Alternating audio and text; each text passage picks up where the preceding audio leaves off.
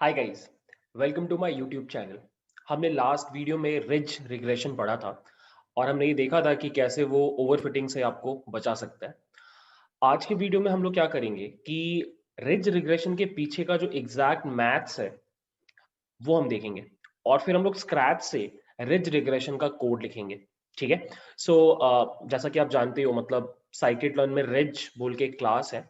हम उस क्लास को रेप्लिकेट करेंगे by building our own class. ठीक है। So let's start the video. So just to give you some context, हम लोगों ने लास्ट क्लास में डिस्कस किया लास्ट वीडियो में कि आपका जो मशीन लर्निंग मॉडल आप बनाते हो यूजिंग लीनियर रिग्रेशन, अगर आप दो वेरिएबल्स के लिए बना रहे हो तो आपको उसके लिए दो कोफिशिएंट्स निकालने होते हैं, मतलब एक कोफिशिएंट और एक इंटरसेप्ट निकालना होता है। और ओवरफिटिंग तब हो सकता है जब आपका ये कोफिशिएंट का वैल्यू बहुत हाई हो। अगर ये कोफिशिएंट का वैल्यू मतलब स्लोप का वैल्यू बहुत हाई है, इसका मतलब y will depend highly on x, तो this can lead to overfitting. मतलब अगर आपका स्लोप बहुत ज्यादा है तो this can lead to overfitting, और अगर आपका स्लोप बहुत कम है this can lead to underfitting. ठीक है। तो सोल्यूशन क्या था? सोल्यूशन ये था कि आप लॉस, बेसिकली एग्जैक्टली क्या होता है मैं थोड़ी देर के बाद आपको समझाऊंगा, बट द आइडिया इज कि आप इस m का वैल्यू एज एन इस कोफिशिएंट का वैल्यू रिड्यूस करना चाहते हो और इसको सही जगह पे लेके आना चाहते हो। ठीक है। ऐसा करने से इस मॉडल का बायस बढ़ जाता है। बायस मतलब ट्रेनिंग डेटा पे जो रिजल्ट है वो थोड़ा सा खराब हो जाता है, बट इन टर्न वेरिएंस जो है वो घट जाता है। बायस वेरिएंस ट्रेड ऑफ में जो होता है, आप बायस को बढ़ाओगे तो वेरिएंस घट जाएगा। ठीक है। सो नाउ लेट्स सी कि एग्जैक्टली हम कैसे इस स्लोप की वैल्यू को डिक्रीज कर सकते हैं। ठीक है। सो होता क्या है कि आप लीनियर रिग्रेशन जब परफॉर्म करते हो उस टाइम पे जो कॉस्ट फंक्शन होता है, इसके बारे में हमने ऑलरेडी बहुत पढ़ाई की है। कॉस्ट फंक्शन ये होता है,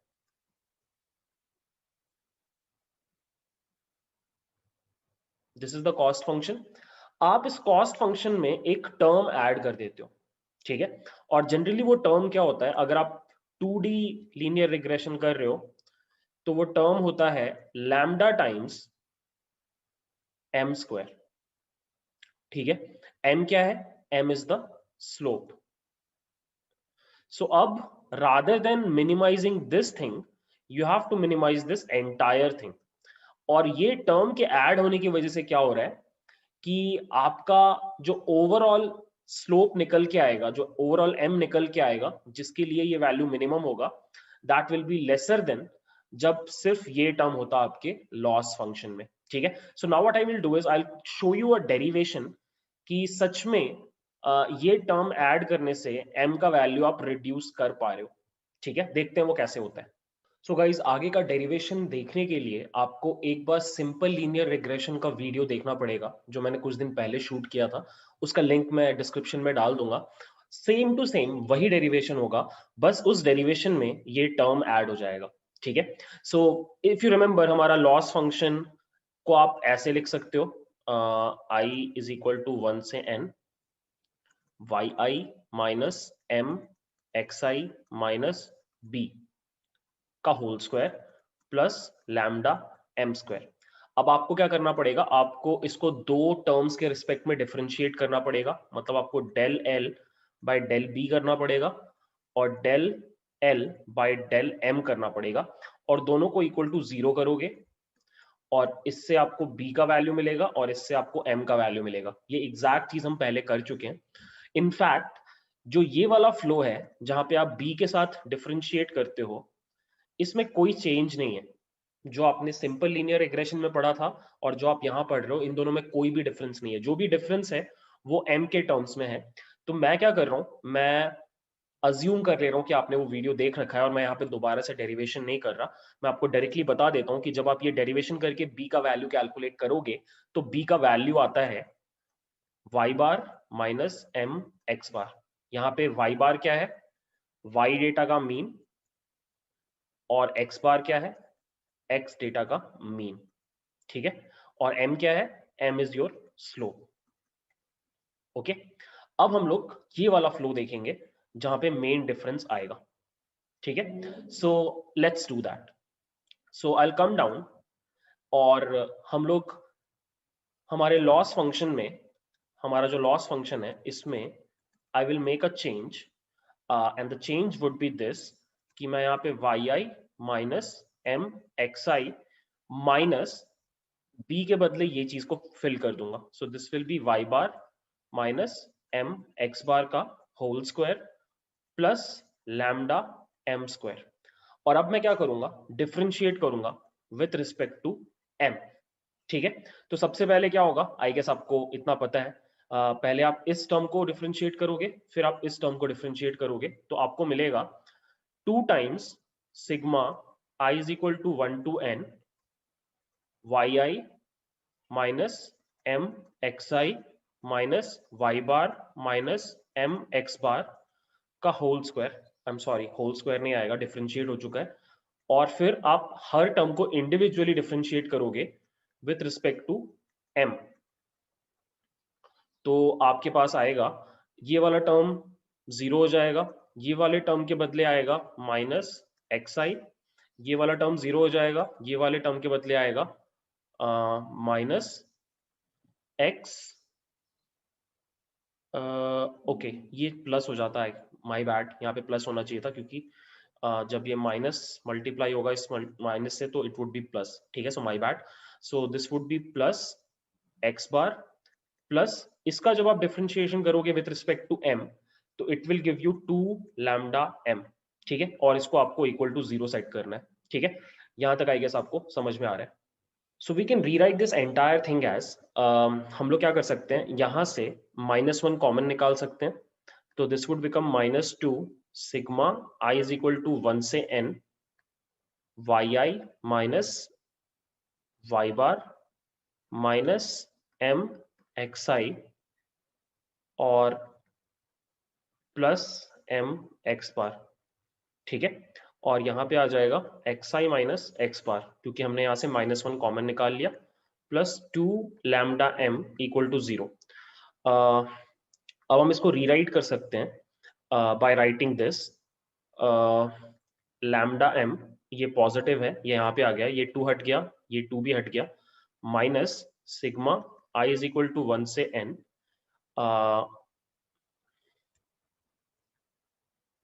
Y I minus Y bar minus M times X I minus X bar, ठीक है। और इसको हम मल्टीप्लाई कर रहे हैं X I minus X bar से and this is equal to 0, ठीक है। So we are almost getting there.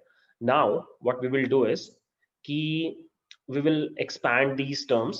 So lambda m minus sigma I is equal to 1 से n, ये वाला टर्म दोनों से मल्टीप्लाई होगा तो it would become yi minus y bar multiplied by xi minus x bar minus m times xi minus x bar का square equal to 0, ठीक है। अब मैं ये माइनस से दोनों साइड मल्टीप्लाई कर रहा हूं तो this will become lambda m minus Y I minus Y bar X I minus X bar plus sigma I is equal to 1 से n m times X I minus X bar का whole square equal to 0। अब you can सी कि हमारे पास 3 में से 2 terms में m है, सो ये जो टर्म है इसमें और इसमें m है, तो इनको मैं साथ में ले आता हूं और इसको इस साइड लेके जाता हूं।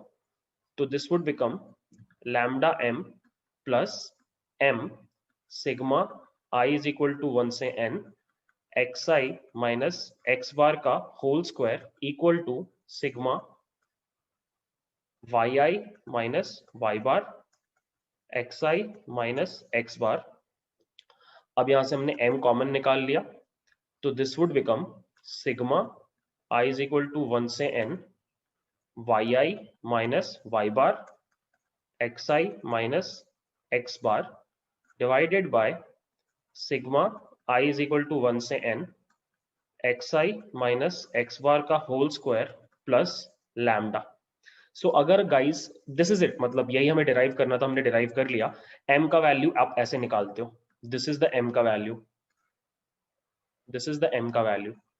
अगर आप इसको कंपेयर करो with normal linear regression, normal linear regression में भी ऑलमोस्ट सेम आंसर आया था, बस एक डिफरेंस था कि नीचे वो लैम्डा नहीं था। लेट मी शो यू ये पूरा इंटरप्रिटेशन क्या बोल रहा है। ये आंसर आया था जब हमने सिंपल लीनियर रिग्रेशन किया था, ये ठीक है, ये कोई लैम्डा का टर्म नहीं था, ठीक है, बस यही डिफरेंस है। This is original linear regression और ऊपर वाला इज रिज रिग्रेशन, ठीक है। रिज रिग्रेशन में क्या होता है, जब आप m कैलकुलेट करते हो तो नीचे आप लैम्डा से डिवाइड करते हो, मतलब जो भी चीज है डिनोमिनेटर में उसमें आप लैम्डा ऐड कर देते हो। अब लैम्डा क्या है, lambda is a hyper parameter जिसको आप अल्फा बोलते हो, उसी को आप अल्फा बोलते हो।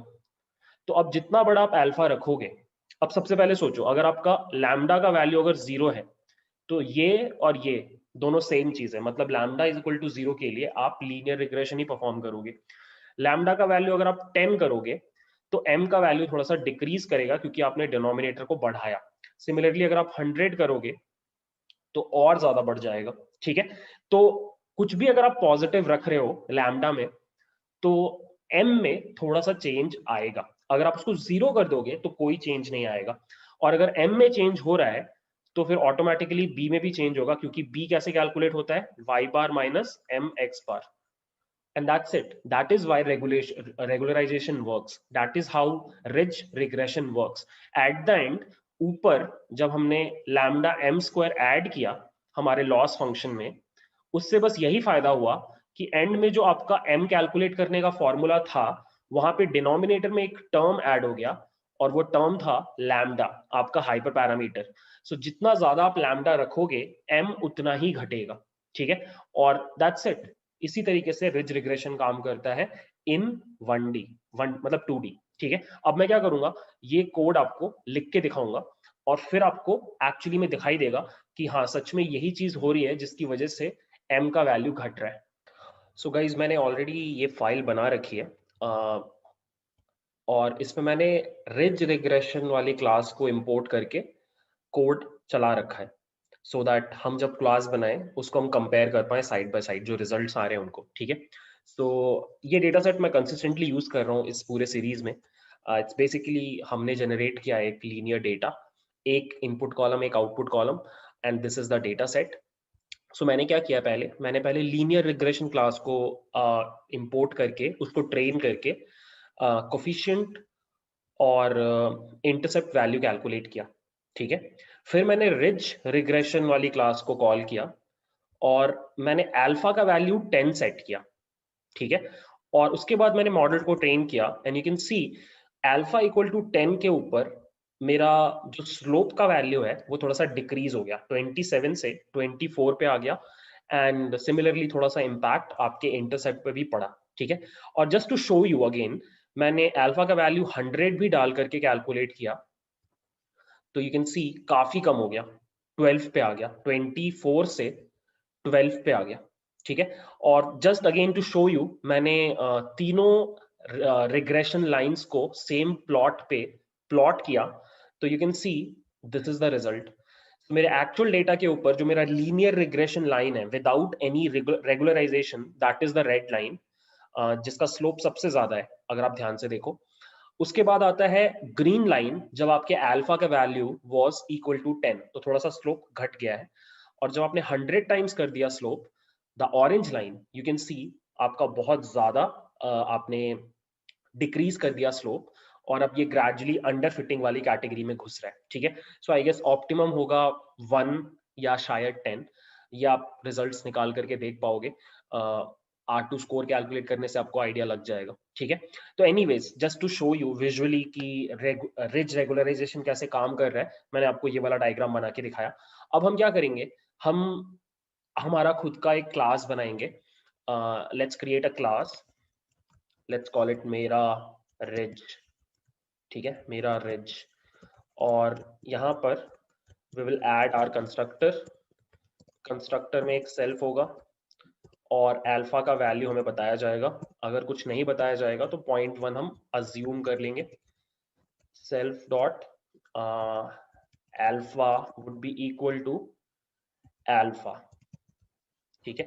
Self dot m would be equal to none, self dot b would be equal to none, ठीक है। then we will create our fit method। इसमें self होगा, x होगा, y होगा, और यहाँ पे आप कैलकुलेट करोगे m और b का वैल्यू, और फिर आपके पास होगा प्रिडिक्ट में भी आपको यहाँ पे एक्चुअली x ट्रेन और y ट्रेन लिख लेते हैं, ज़्यादा सही रहेगा, और यहाँ पे x टेस्ट लिख लेते हैं और इसको पास बना लेते हैं। अब देखो गाइस, आपको क्या करना है, आपको पहले इस फॉर्मूला को यूज करके you have to first calculate m का वैल्यू, ठीक है। सो m का वैल्यू निकालने के लिए मैं डिनोमिनेटर न्यूमरेटर अलग से कैलकुलेट करूंगा और डिनोमिनेटर अलग से कैलकुलेट करूंगा। सो मैं यहाँ पे लिख रहा हूँ numerator will be equal to, you can see हमें क्या करना पड़ेगा, न्यूमरेटर को इनिशियली हम रख देते हैं 0 और डिनोमिनेटर को भी इनिशियली रख देते हैं 0। फिर हमें क्या करना है, हमें लूप चलाना है और हमें ये समेशन फाइंड करना है। So what I will do is कि I would calculate I would run this loop for I in range of x train dot shape का 0, जितने रोज हैं उतनी बार ये लूप चलेगा, और हर बार आप न्यूमरेटर में ऐड करोगे न्यूमरेटर प्लस ये वाला term yi minus Y bar. So you would write bracket में yi मतलब कि y ट्रेन का ith value minus y train dot mean, ये कैलकुलेट करोगे और इसको आप मल्टीप्लाई कर दोगे विथ x ट्रेन का सेम चीज। So copy paste, this would become x train and this would also become x train का मीन, ठीक है। और सिमिलरली डिनोमिनेटर कैलकुलेट करते टाइम आपको ये चीज कैलकुलेट करना है, तो you would right denominator plus I would write this और इसको हम मल्टीप्लाई कर देंगे सेम चीज से, ठीक है। बस यहाँ पे प्लस में ये लैम्डा आ जाएगा, और लैम्डा क्या है, सेल्फ डॉट अल्फा, ठीक है। और जब ये लूप कंप्लीट हो जाएगा मैं बाहर आऊंगा और मैं कैलकुलेट करूंगा self dot M, and this will be equal to numerator divided by denominator, and self dot b would be equal to y train dot mean minus self dot m times x train dot mean, ठीक है। सो इसको एक bracket में ले लेते हैं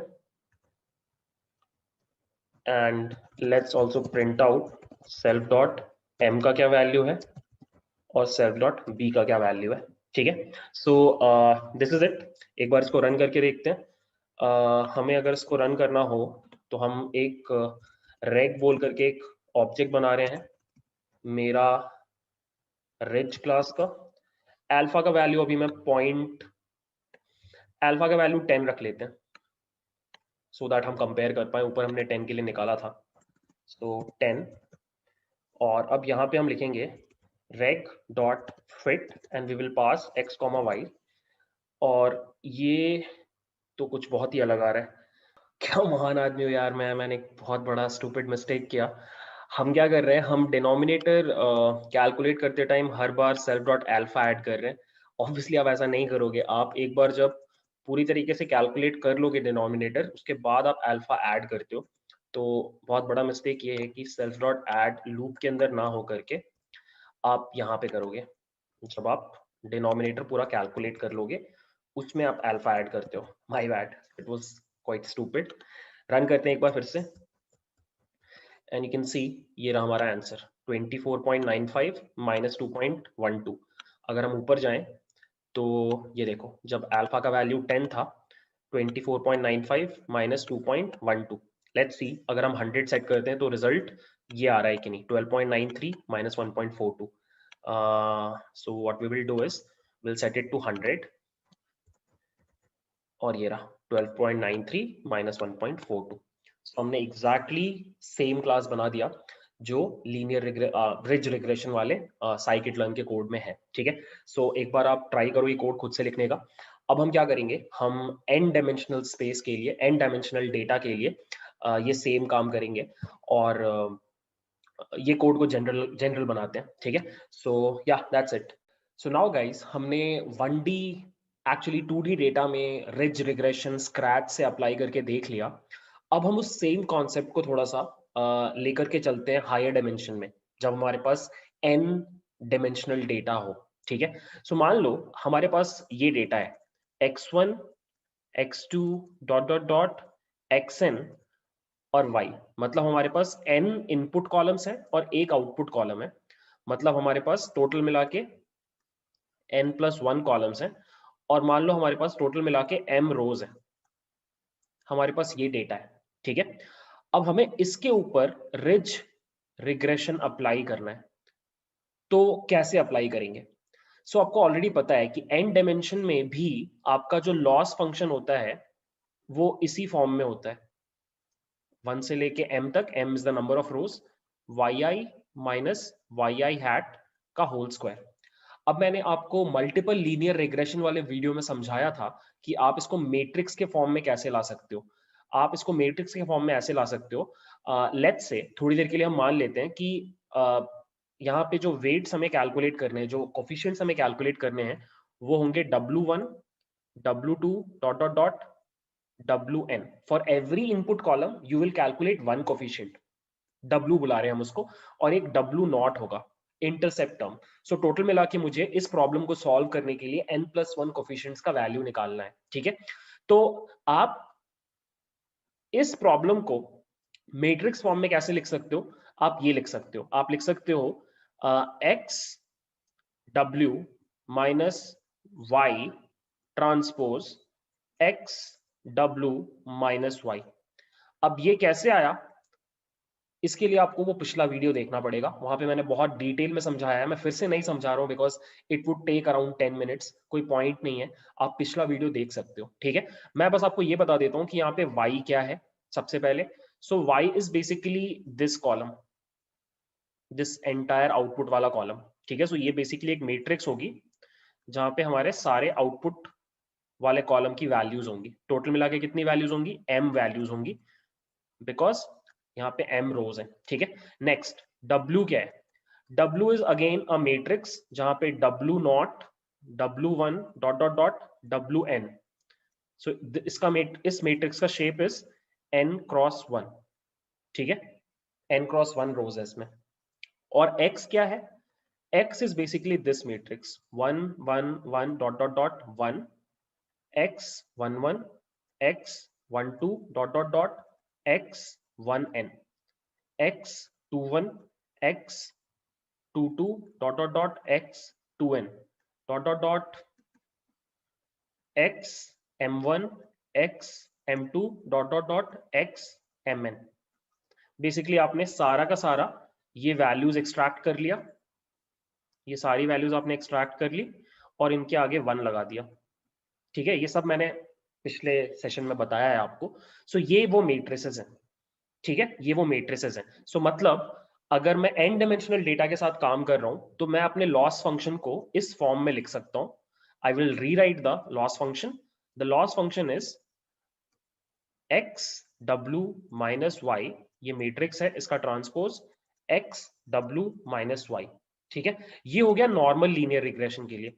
this is for normal linear regression.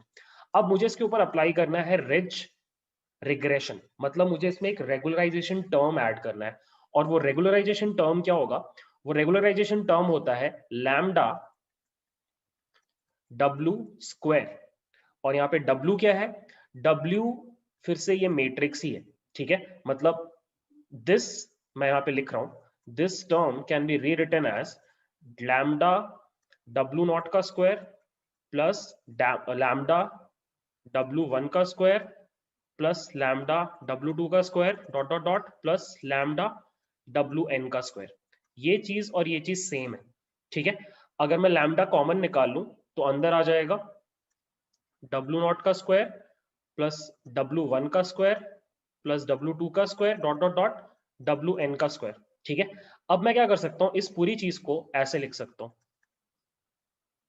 सोच के देखो, आप बिल्कुल कर सकते हो। W ट्रांसपोज क्या होगा, W ट्रांसपोज होगा ये चीज W0 W1 W2 dot dot dot WN, और W क्या होगा, W होगा ये। अब सोच के देखो, इन दोनों के ऊपर आप डॉट प्रोडक्ट अप्लाई करोगे तो you will get this thing, ठीक है। सो बेसिकली हम हमारे रिज रिग्रेशन वाले लॉस फंक्शन को ऐसे लिख सकते हैं, यही लॉस फंक्शन को आप रीराइट कर सकते हो in matrix form, and that would be loss is equal to X W minus Y transpose X W minus Y plus lambda W transpose W। ये आपका लॉस फंक्शन है रिज रिग्रेशन के लिए फॉर n डायमेंशनल डेटा, ठीक है। अब हमें क्या करना है, हमें डिफरेंशिएट करना है इस पूरी चीज को विथ रिस्पेक्ट टू W, मतलब हमें dl बाई dw निकालना है, और यहाँ पे मैट्रिक्स डिफरेंशिएशन होगा और उसको इक्वल टू 0 करके हमें W मैट्रिक्स का वैल्यू निकालना है, ठीक है। ये हम कर चुके हैं, बस एक एक्स्ट्रा टर्म आ गया ये वाला, बाकी ये चीज लेकर के हम ऑलरेडी काम कर चुके हैं पहले से, ठीक है। अब मैं काम कर रहा हूं, पहले थोड़ा सा इस पूरे को सिंप्लीफाई कर रहा हूं, so I will rewrite it as L is equal to, आपको पता है अगर A माइनस बी ट्रांसपोज होता है तो आप इसको लिख सकते हो A transpose minus B transpose, ठीक है। तो आप वही कर रहे हो, आप लिख रहे हो X W का ट्रांसपोज माइनस Y का transpose multiplied by X W minus Y plus lambda W transpose W, ठीक है। अब आपको पता है A B का ट्रांसपोज होता है B transpose A transpose, going by that logic ये चीज बन जाएगा W transpose X transpose minus Y transpose multiplied by X W minus Y plus lambda W transpose W, ठीक है।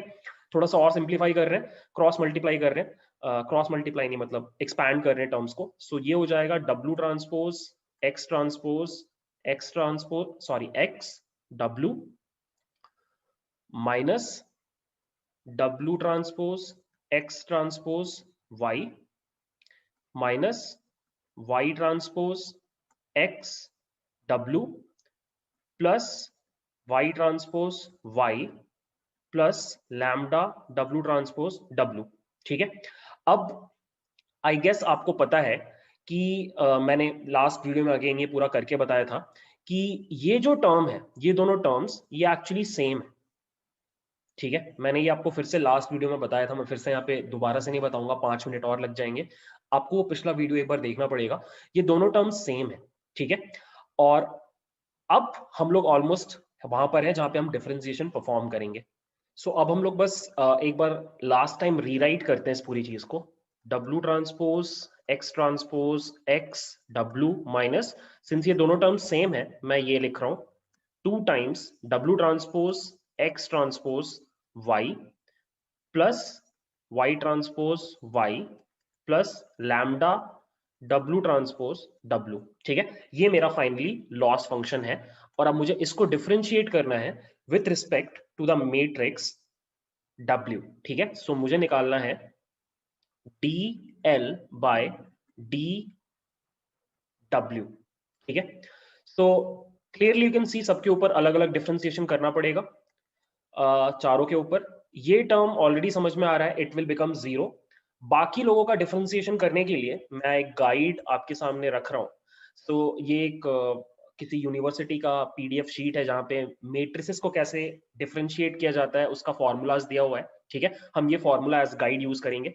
तो यहाँ पर अगर आप देखो इस फर्स्ट वाले टर्म में हमारे पास W ट्रांसपोज W है, हमको W के साथ डिफरेंशिएट करना है, बट W ट्रांसपोज W है और ये इसको मान लो this is some constant X transpose X। तो ये सेम सिनेरियो आप यहाँ पे देख सकते हो, ये वाला, कि अगर आपके पास X transpose, I am sorry, अगर आपके पास X ट्रांसपोज X है और B एक कांस्टेंट है, तो इसका डिफरेंशिएशन जब आप करोगे X के साथ तो आपको मिलेगा 2BX। मतलब कि आपको बस इतना करना है कि यहां पे आ जाएगा, सॉरी, यहां पे आ जाएगा 2 टाइम्स बी। बी क्या है? एक्स ट्रांसपोज एक्स, और डब्ल्यू ट्रांसपोज डब्ल्यू के बदले क्या आ जाएगा? आपका डब्ल्यू। ठीक है, आई गेस ये समझ में आ गया। ये पहला टर्म, आप ये फॉर्मूला देख करके तुरंत खुद से भी कर सकते हो।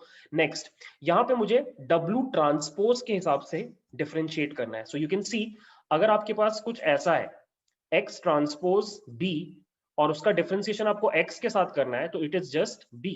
इसका मतलब यहां पे आप सिंपली लिख सकते हो 2x ट्रांसपोज y, ठीक है, plus this would B 0, plus अब है W ट्रांसपोज W का डिफरेंशिएशन। सो यू कैन सी ये रहा इसका डिफरेंशिएशन 2x, मतलब ये हो जाएगा 2 लैम्डा W, ठीक है। और अब इसको मुझे 0 के बराबर करना है, ठीक है। सो अब हम क्या करेंगे, ये सारे टूज हट जाएंगे। So it will become x transpose x W plus lambda W is equal to x transpose y। मैंने उस साइड ले गया, मैं यहां से W अगर मैं निकाल दूं तो ये बन जाएगा x transpose x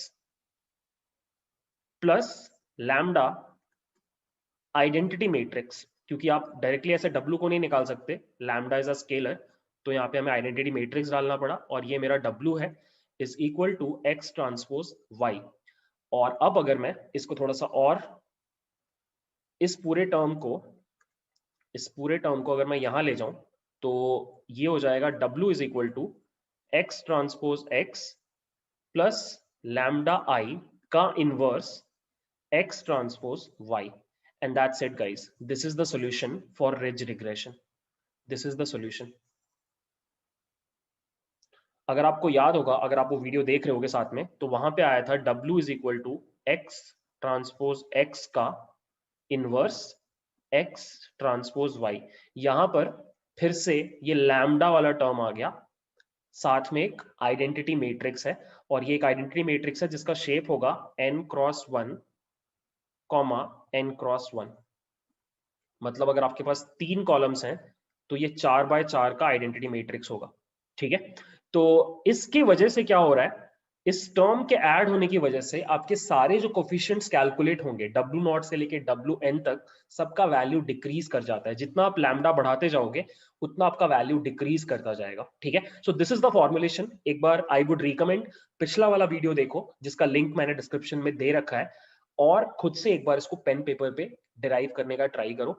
matrix differentiation है, I will also share this link.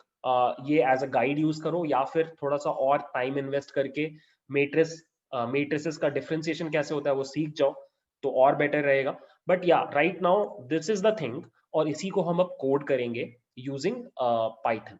सो चलो गाइज, अब हम लोग कोड करते हैं जो हमने अभी मैथमेटिकली डिराइव किया।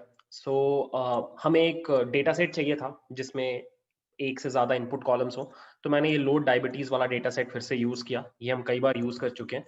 एक्स वाई एक्सट्रैक्ट किया, ट्रेन टेस्ट स्प्लिट किया, और यहाँ पे इस लाइन में मैंने रिज वाले क्लास को इंपोर्ट किया साइकिट-लर्न का, और यहाँ पर मैंने अल्फा इज इक्वल टू 0.1 रखा, लैम्डा का वैल्यू 0.1 रखा, और सॉल्वर इज इक्वल टू शोलेस्की जो भी है, मतलब अगर आप इस क्लास में जाओ तो यहाँ पे आपको सॉल्वर मिलता है। सो सॉल्वर में अलग अलग वैल्यूज हैं, SVD, Cholesky, LSQR, SAG, SAGA. So internally this class can do ordinary least square या फिर ग्रेडियंट डिसेंट भी अप्लाई कर सकता है। तो मैं शोलेस्की यूज कर रहा हूँ, जो इंटरनली वही एग्जैक्ट फंक्शन यूज करेगा जो हम यूज कर रहे हैं, ठीक है। सो सॉल्वर ये सेलेक्ट कर लिया मैंने, और मैंने फिट किया अपने डेटा के ऊपर, और फिर मैंने वाइब्रेट कैलकुलेट करके जब R2 स्कोर निकाला तो 0.46 के अराउंड आ रहा था। ठीक है, अगर मैं कोफिशिएंट्स और इंटरसेप्ट प्रिंट करूं तो these are the coefficients and intercept. ठीक है, अब मुझे क्या करना है, मुझे अपना एक क्लास बनाना है जिससे मुझे सेम आंसर दिखाई दे। ठीक है, so let's create that class. Class का नाम होगा मेरा ridge. Will create a constructor. Constructor को एक चीज मिलेगी, अल्फा का वैल्यू जो कि इनिशियली 0.1 है, और यहाँ पे हम लोग कुछ चीजें बना रहे हैं जैसे कि alpha will be equal to जो भी अल्फा का वैल्यू है, self dot coefficient initially none है, self dot intercept initially none है, then we have fit method जहां पे आपको सेल्फ मिलेगा, X train and Y train मिलेगा। आप कुछ करोगे और हमारे पास होगा predict self X train Y train. क्या कर रहा हूं मैं, my bad, it should be X test, और आप रिटर्न कर दोगे कुछ, फिलहाल यहाँ पे पास लिख देते हैं। ठीक है, सो ये मेरा स्केलेटन कोड है। अब देखो गाइस, बहुत सिंपल है, हमें क्या करना है, हमें सबसे पहले हमें ये कोड लिखना है बेसिकली W को कैलकुलेट करने के लिए। ठीक है, तो मैं क्या कर रहा हूँ, सबसे पहले ये X वाला मैट्रिक्स बना रहा हूँ। X वाला मैट्रिक्स क्या होगा, आपका पूरा जो X ट्रेन वाला मैट्रिक्स है, जो आपका पूरा X ट्रेन वाला मैट्रिक्स है, उसके शुरू में बस आपको 1 लगाना है। ठीक है, सो आप ये कोड लिखोगे, दिस इज द कोड। ये रहा हमारा X ट्रेन। यहाँ पे हर रो में पहला डिजिट 1 होना चाहिए। वो हम कैसे करेंगे, उसके लिए हम यूज करेंगे np.insert, हमने लास्ट क्लास में किया था। np.insert एक्स ट्रेन के ऊपर अप्लाई करना है, 0th पोजीशन पे 1 डालना है, axis should be 1, and you can see हर रो में पहला वाला जो नंबर है वो 1 हो जा रहा है। सो हम ये कोड को कॉपी करेंगे और यहाँ पे लिखेंगे कि X train is now equal to this. ठीक है, एक्स ट्रेन बन गया। अब हमें क्या करना है, हमारे पास y ऑलरेडी है, y इज y ट्रेन। हमें बस ये i कैलकुलेट करना है। i मैंने आपको बताया था, i क्या होगा, i will be an identity matrix जिसका शेप क्या होगा, n क्रॉस 1 n क्रॉस 1। ठीक है, n का n क्या है यहाँ पे, नंबर ऑफ कॉलम्स, तो मैं लिखूंगा i capital I is equal to np dot identity identity, और यहाँ पे आप पास कर दोगे एक्स ट्रेन डॉट शेप का 1, नंबर ऑफ कॉलम्स जितने हैं। ठीक है, और अब आपको कैलकुलेट करना है result. Result will be equal to np dot linear algebra dot inverse, और आपको इनवर्स कैलकुलेट करना है इस अंदर वाली चीज का। तो पहले आप निकालोगे np dot X train dot transpose, पहले आप ये एक्स ट्रांसपोज एक्स निकालोगे बाय राइटिंग दिस कोड, फिर आप इसमें ऐड कर दोगे lambda I, you would write self dot alpha multiplied by I, और जो भी रिजल्ट आएगा उसको आप डॉट प्रोडक्ट करोगे एक्स ट्रांसपोज के साथ, तो you would write X train dot transport, और जो भी रिजल्ट आएगा उसको फिर से डॉट प्रोडक्ट करोगे वाई ट्रेन के साथ, और ये आपको आपका W मैट्रिक्स दे देगा। अब आपको उसके अंदर से सारे कोफिशिएंट्स एक्सट्रैक्ट करने हैं और इंटरसेप्ट का टर्म एक्सट्रैक्ट करना है। तो आपको पता है कि जो पहला टर्म होगा रिजल्ट के अंदर, वही आपका इंटरसेप्ट होगा, और जो आपका बाकी का टर्म्स होंगे वो आपके कोएफिशिएंट्स होंगे। सो यू वुड राइट रिजल्ट में 1 ऑनवर्ड्स। ठीक है, and that's it guys, that's it, यही कोड है हमारा। ठीक है, और अब अगर मैं इसको रन करूं, यहाँ पे भी मैं कोड लिख देता हूँ, रिटर्न हमें करना है np डॉट एक्स टेस्ट को विथ सेल्फ डॉट कोएफिशिएंट, और जो भी आंसर आए उसमें हमें ऐड कर देना है intercept underscore, that's my class, that is my class. अब मैं क्या करूंगा, मैं यहाँ जाऊंगा and I will create a regressor object of my class, मेरा रिज। यहाँ पे आई पास अल्फा को अभी मैं 0.1 ही छोड़ दे रहा हूँ, मैंने ऊपर भी कितना रखा था, 0.1 ही रखा था, तो 0.1 छोड़ देते हैं।